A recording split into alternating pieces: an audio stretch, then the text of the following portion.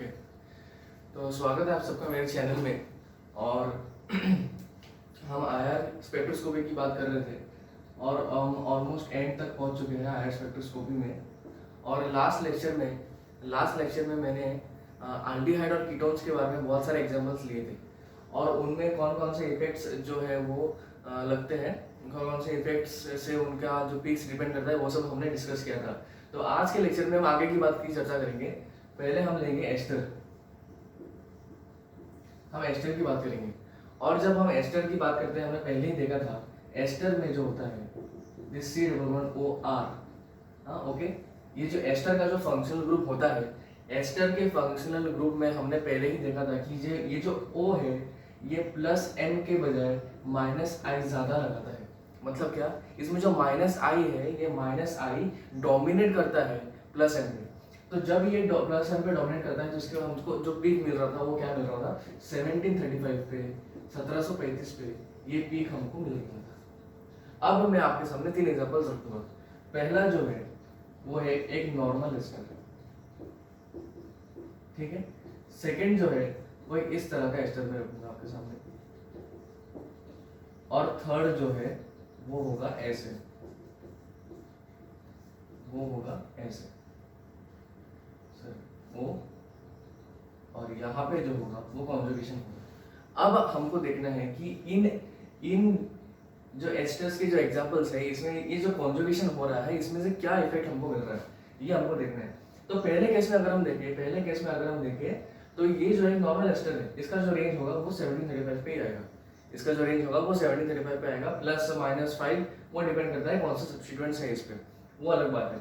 अब अगर मैं सेकंड एग्जांपल की बात अगर मैं करूँ तो यहाँ पे क्या लगेगा, यहाँ पर क्या लगेगा, ये जो C डबल बॉन्ड है ये प्लस M लगाएगा, और इस ऑक्सीजन और ये जो CO बॉन्ड का जो डबल बॉन्ड है उसमें एक सिंगल बॉन्ड कैरेक्टर का फॉर्मेशन होगा, सिंगल बॉन्ड कैरेक्टर का फॉर्मेशन यहाँ पे होगा। और जब भी सिंगल बॉन्ड का फॉर्मेशन होगा, it is well known to you all, जो K है वो डिक्रीज होगा, and whenever there is a decrease in K तभी भी फ्रीक्वेंसी भी डिक्रीज होगा और फ्रीक्वेंसी भी डिक्रीज होगा। मतलब क्या, अगर मैं 1 और 2 को कंपेयर करूं, मतलब क्या, 1 का जो फ्रीक्वेंसी है that will be higher than 2, 1 का जो फ्रीक्वेंसी है that will be higher than 2। Now coming to the third case की अगर मैं बात करूं, यहाँ पे क्या हो रहा है, ये जो फंक्शन है ये तो सेम है दोनों में, ये जो फंक्शन है ये दोनों में ही सेम है, लेकिन यहाँ पर क्या हो रहा है, ये R के बजाय यहाँ पे कॉन्जुगेशन आ रहा है। अगर मैं अपनी बात करूं, पहले जो मैंने पढ़ाया था कि ये जो प्लस M है ये डोमिनेट नहीं करता है, यहाँ पे माइनस I डोमिनेट करता है। इसका मतलब ये नहीं कि प्लस M है नहीं, it does not mean that the plus M effect, that the mesomeric effect is totally neglected. No, there is a mesomeric effect, but it is dominated by the minus I effect. मतलब क्या, यहाँ पर थोड़ा सा plus M लगता है, थोड़ा सा पार्शियल सिंगल बॉन्ड कैरेक्टर आता ही है, लेकिन क्योंकि माइनस I जो है वो फील्ड इफेक्ट के वजह से जो है डोमिनेट करने लगता है, इसलिए हम उसको ही कंसिडर करके ये जो पीक हम निकालते हैं। इसका मतलब ये नहीं कि प्लस M है ही नहीं, प्लस M ऑब्वियसली है, प्लस M ऑब्वियसली होगा ही। लेकिन अगर हम इस एग्जांपल की बात करें, ये जो कार्बन डबल बॉन्ड है, क्या ये प्लस M लगाएगा या फिर ये माइनस M लगाएगा, अगर हम यहाँ पे देखा, अगर ये प्लस M लगाए तो क्या होगा, यहाँ पर डबल बॉन्ड होगा और ये जो ऑक्सीजन का लोन पेयर है ये यहाँ पे जाएगा। लेकिन ये तो पॉसिबल ही नहीं है, क्यों, क्योंकि ऑक्सीजन जो है कभी भी टेट्रावैलेंट नहीं होने वाला, इसीलिए यहाँ पर ये जो कार्बन डबल बॉन्ड कार्बन है, ये जो कार्बन डबल बॉन्ड कार्बन है, ये जो कॉन्जुगेटेड सिस्टम है, ये प्लस M नहीं लगाएगा, ये माइनस M लगाएगा। और जब ये माइनस M लगाएगा भाई, ये जो ऑक्सीजन का लोन पेयर है अब यहाँ पर रेजोनेंस में पार्टिसिपेट करेगा, तो यहाँ पर अगर मैं देखूं, ये जो ऑक्सीजन का जो लोन पेयर है वो क्या हो रहा था, थोड़ा सा भी अगर वो, आई नो माइनस I जो है वो डोमिनेट कर रहा है, लेकिन इसका मतलब ये नहीं कि मेसोमेरिक इफेक्ट हो ही नहीं रहा। समझिए इस बात को, मेसोमेरिक इफेक्ट हो रहा है, ओके। और क्योंकि क्योंकि यहाँ पर जो है ये जो लोन पेयर है ऑक्सीजन के ऊपर, because this lone pair of the oxygen is now delocalising with the substituent near it, with the substituent near, मतलब क्या, ये जो है लोन पेयर अब यहाँ पर काम कर रहा है, अब यहाँ पर डोनेट हो रहा है, तो यहाँ पर आने की कोई बात ही नहीं है। कार्बोनिल के साथ जो है वो अब कोई मेसोमेरिक इफेक्ट नहीं दिखाएगा, कार्बोनिल के साथ जो है कब कोई मेसोमेरिक इफेक्ट नहीं दिखाएगा, only minus I will dominate here, only minus I will dominate here. और इसी वजह से जो फर्स्ट केस है उससे ज्यादा जो है यहाँ पर फ्रीक्वेंसी मिलेगा। क्यों? यहाँ पर जो है कार्बन डबल बॉन्ड ऑक्सीजन का जो बॉन्ड है, कार्बोनिल का जो बॉन्ड है, that is completely it is retain, यहाँ पर थोड़ा सा भी मेसोमेरिक इफेक्ट नहीं लग रहा है। That is why I will say 1 का जो फ्रीक्वेंसी है that will be lower than 3, और ओवरऑल की जब मैं बात करूँ 3 का जो है सबसे हाईएस्ट होगा, देन उसके बाद होगा 1 एंड सबसे कम होगा सेकंड का। मतलब क्या, जहाँ पर कार्बोनिल के साथ जो है कॉन्जुगेशन हो रहा है, जहाँ पर वहाँ पर जो है फ्रीक्वेंसी सबसे कम होगा। ओके, तो ये हो गया एस्टर की बात।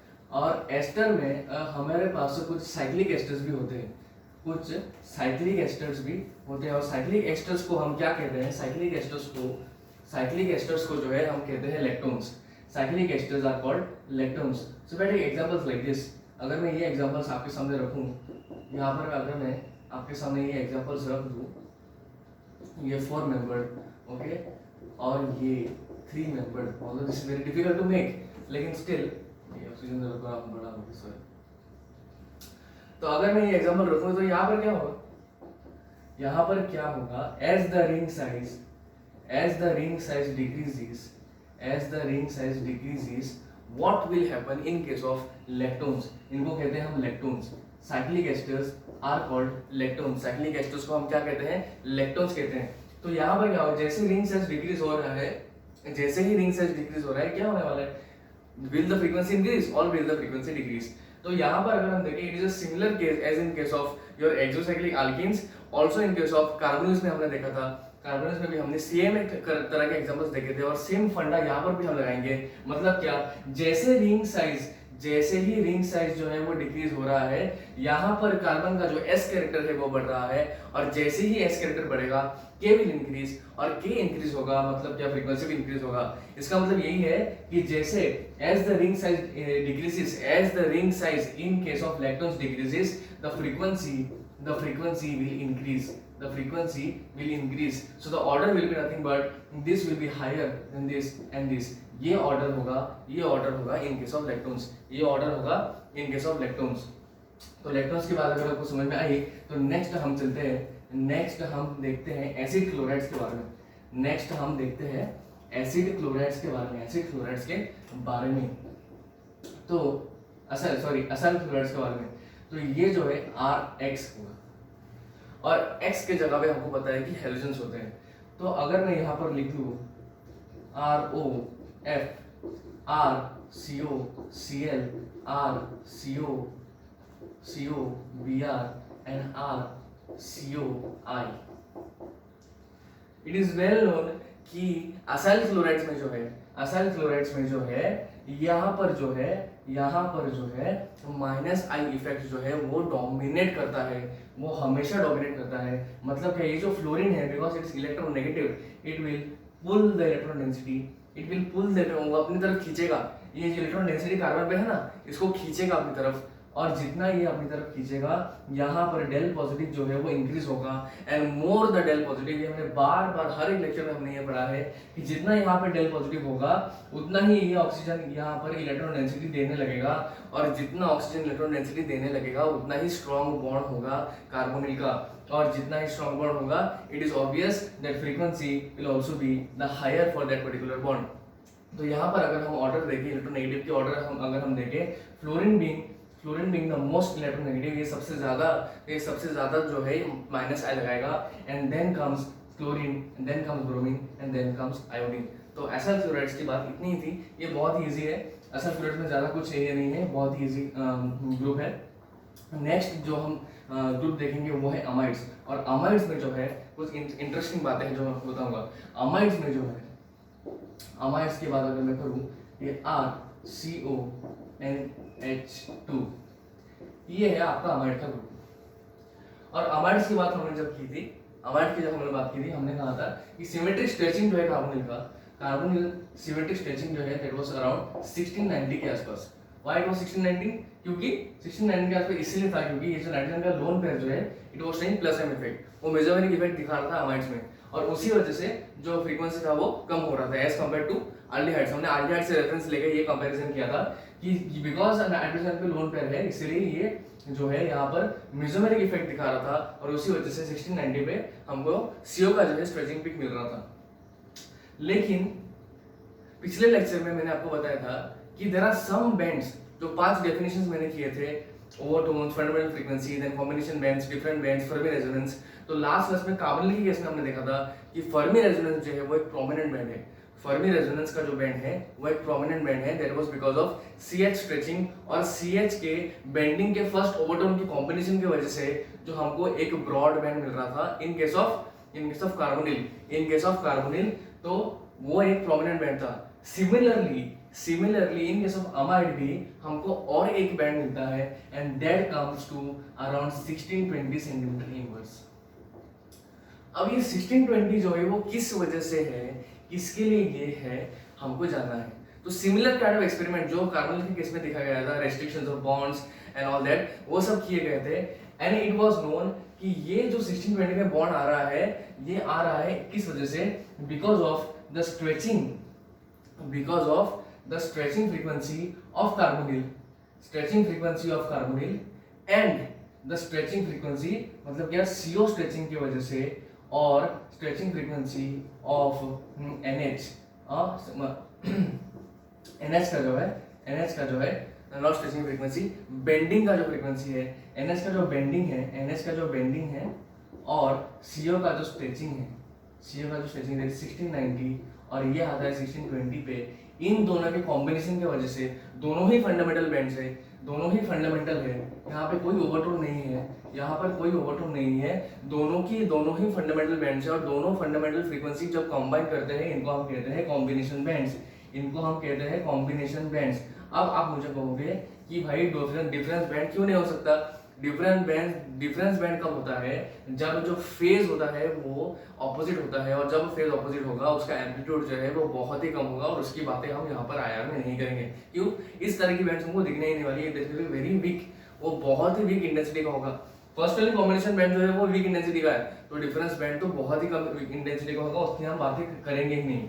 तो अगर आप यहाँ पे गौर फरमाएं, यहाँ पे अगर आप देखें, जब अल्डिहाइड्स की बात हमने की थी वहां पर सेम बैंड जो था, CH बैंड जो था, CH का जो है वो स्ट्रेचिंग लग रहा था, और CH का ही बेंडिंग का फर्स्ट ओवरटोन लग रहा था, और दोनों की कॉम्बिनेशन की वजह से हमको फर्मी रेजोनेंस मिल रहा था। लेकिन इन केस ऑफ अमाइड अगर आप देखें तो दोनों डिफरेंट टाइप्स ऑफ बॉन्ड्स का जो है फ्रीक्वेंसी कंबाइन हो रहा है, और हमको एक कॉम्बिनेशन बैंड मिल रहा है, और ये जो है एक ब्रॉड पीक या फिर एक ब्रॉड बैंड हम कह सकते हैं। सो सिमिलरली अमाइड के केस में भी यहाँ पर एक और प्रोमिनेंट बैंड हमको मिलता है, apart from the stretching of CO। अगर अब मैं एक टेबल बनाऊं कि अमाइड में किस तरह के बैंड्स हमको मिल सकते हैं, क्योंकि अमाइड्स जो है वो 3 तरह के होते हैं। There are 3 types of amides, okay. Your first is a primary amide, पहला जो है प्राइमरी अमाइड, ओके। यहाँ पे अगर मैं लिखूं अमाइड, और यहाँ पर प्राइमरी, सेकेंडरी और टर्सरी, ओके। प्राइमरी जो है वो NH होता है, सेकेंडरी में NH NR होगा, और टर्सरी में दोनों ही NR होंगे। CO स्ट्रेचिंग जो है it is present in all of this, क्योंकि हर एक अमाइड में CO तो होगा ही।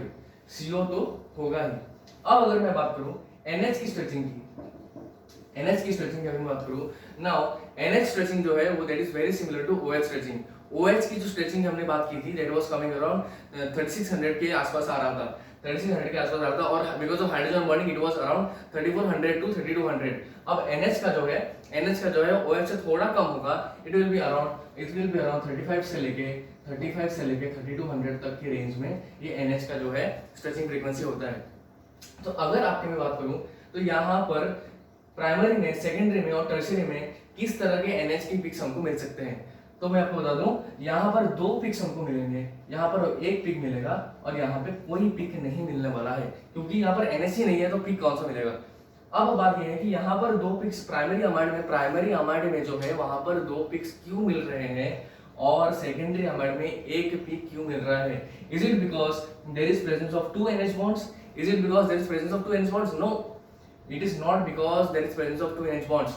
यहाँ पर देखिए, अगर 2 NH bonds की वजह से नहीं हो रहा है, अगर आपको याद है एसिमेट्रिक स्ट्रेचिंग की जब हम बात करते हैं, मैंने आपको फर्स्ट लेक्चर्स में मैंने आपको बताया था, एसिमेट्रिक स्ट्रेचिंग की जब हम बात करते हैं, एसिमेट्रिक का रिक्वायरमेंट क्या है?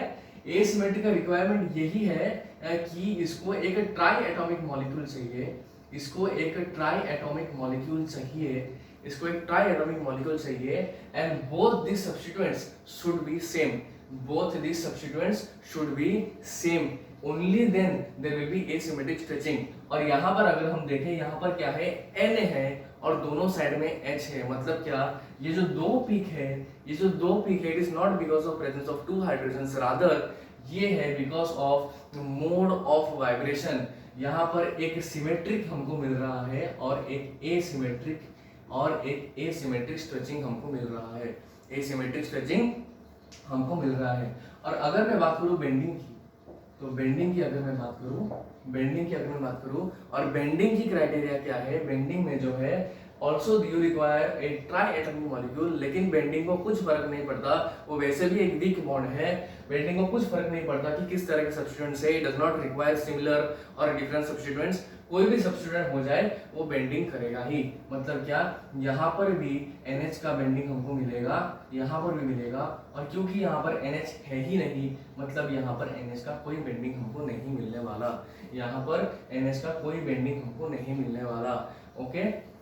तो ये टेबल अगर आपको समझ में आया तो नेक्स्ट हम मूव ऑन करेंगे अमाइंस पे अमाइंस की चर्चा हम करेंगे। और अमाइंस की बात करते हुए मैं बताना चाहूंगा कि ये बहुत सिमिलर है अमाइड से।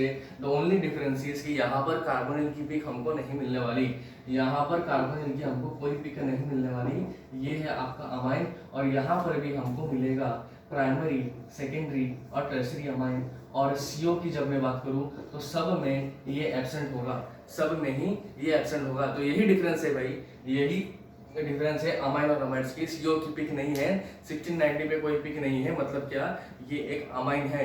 ये इसी तरह से हम ग्राफ को एनालाइज करते हैं, ठीक है। अब हम अगर मैं बात करूँ NH की स्ट्रेचिंग की फ्रीक्वेंसी, तो सिमिलरली यहाँ पर 2 पिक्स मिलेंगे, यहाँ पर एक पिक मिलेगा, यहाँ पर कोई पिक नहीं मिलेगा। जब मैं बात करूंगा NH की बेंडिंग की पिक, NH बेंडिंग की जब मैं पिक बात करूंगा, यहाँ पर मिलेगा, यहाँ पर मिलेगा, यहाँ पर नहीं मिलेगा, NH का बेंडिंग का पिक यहाँ पर नहीं मिलेगा। So this is the table for amides. It is very similar, बहुत ही सिमिलर है अमाइड से, और सिर्फ CO की एब्सेंस है, सिर्फ CO बॉन्ड जो है उसका ही एब्सेंस है। नेक्स्ट अगर हम बात करें, नेक्स्ट कंपाउंड की अगर हम बात करें, that will be your nitro group. और नाइट्रो में जो है ये जो बॉन्ड है, ये जो N डबल बॉन्ड O का जो बॉन्ड है, क्या ये हमेशा जब हम बात करते हैं कार्बोनिल की, ये कार्बोनिल होगा, ये C डबल बॉन्ड C हो गया, तो यहाँ पर जो है ये कार्बोनिल और अल्केन का जो डबल बॉन्ड होता है वो प्रोमिनेंट होता है, वो जो है हमेशा डबल बॉन्ड ही रहता है, unless there is some mesomeric effect. लेकिन जब नाइट्रो ग्रुप की हम बात करें, ये ऑक्सीजन का जो नेगेटिव है वो ऑलवेज, ये हमेशा रेजोनेंस में है, ये हमेशा जो है रेजोनेंस में होता है, इसलिए इस तरह का स्ट्रक्चर हम लिखते हैं। जब हम नाइट्रो की बात करते हैं, नाइट्रो का जो है हम स्ट्रक्चर इस तरह से लिखते हैं कि यहाँ पे ऑलवेज हमेशा एक पार्शियल सिंगल बॉन्ड कैरेक्टर होता ही है, एक पार्शियल सिंगल बॉन्ड कैरेक्टर होता है, और vacancy there is a partial double bond character. मतलब ये कंप्लीट डबल बॉन्ड कैरेक्टर नहीं है, ये कंप्लीट डबल बॉन्ड नहीं है। और क्योंकि ये कंप्लीट डबल बॉन्ड नहीं है यहाँ पर, इसीलिए इसका जो स्ट्रेचिंग फ्रीक्वेंसी होगा, इसका हमको पता है कि 1700 के आसपास आता है, इसका जो है 1640 के आसपास आता है। तो ऑब्वियसली नाइट्रो का जो होगा वो इससे कम ही होगा, मतलब इसका जो रेंज आता है ये 1550 के आसपास आता है। नाइट्रो का जो फ्रीक्वेंसी है वो 1515 के आसपास आता है। ये थी नाइट्रो की कहानी। और नाइट्रो के बाद अब हम कुछ एग्जांपल्स, अगर हमने आपकी बात करूं, कुछ एग्जांपल्स अगर मैं लूं, अब नाइट्रो में ही सपोज मैंने लिया है एक एलिफेटिक नाइट्रो, अगर मैं लूं aliphatic NO2 and an aromatic NO2। In case of an aliphatic NO2 there will be no conjugation, कोई conjugation नहीं होगा, कोई मेसोमेरिक इफेक्ट नहीं होगा। मतलब क्या, नाइट्रो का जो है फ्रीक्वेंसी वो 1515 पे आएगा, 1550 पे ही आएगा, इसका जो फ्रीक्वेंसी है 1550 पे ही आएगा। लेकिन जब एरोमेटिक की मैं बात करूं, जब भी एक एरोमेटिक रिंग लगेगा कॉन्जुगेशन बढ़ने लगेगा, कॉन्जुगेशन जब भी बढ़ेगा नाइट्रो का जो है फ्रीक्वेंसी और भी कम होने लगेगा, के वैल्यू डिक्रीज होगा। मतलब इसका जो फ्रीक्वेंसी होगा that will be less than 1550, okay. और एक एग्जांपल की अगर मैं बात करूं, I will take this two examples. यहाँ पर आपका COH है, यहाँ पर Cl, और एक यहाँ पर COH है एंड देयर इज अ पैराCl। अब इन दोनों में से किस कंपाउंड की जो फ्रीक्वेंसी है, CO की फ्रीक्वेंसी है, वो हाईएस्ट होगी, ये आपको बताना है। कौन से कंपाउंड की फ्रीक्वेंसी जो है वो हाईएस्ट होगी, नंबर 1 या नंबर 2? तो नंबर 1 की जो फ्रीक्वेंसी होगी वो हाईएस्ट होगी। क्यों? क्योंकि यहाँ पर जो है लगेगा ऑर्थो इफेक्ट, और ऑर्थो इफेक्ट की वजह से, ऑर्थो इफेक्ट तो आपको पता ही होगा, जियो से मैंने पढ़ा होगा।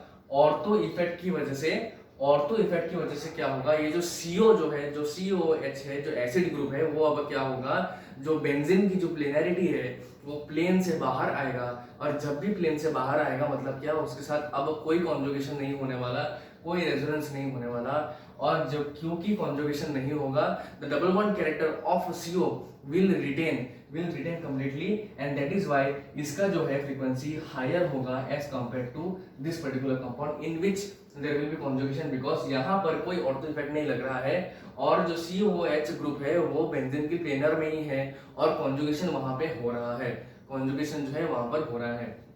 तो ये सारे एग्जांपल्स थे आईआर की जो है, ये सारे एग्जांपल्स थे।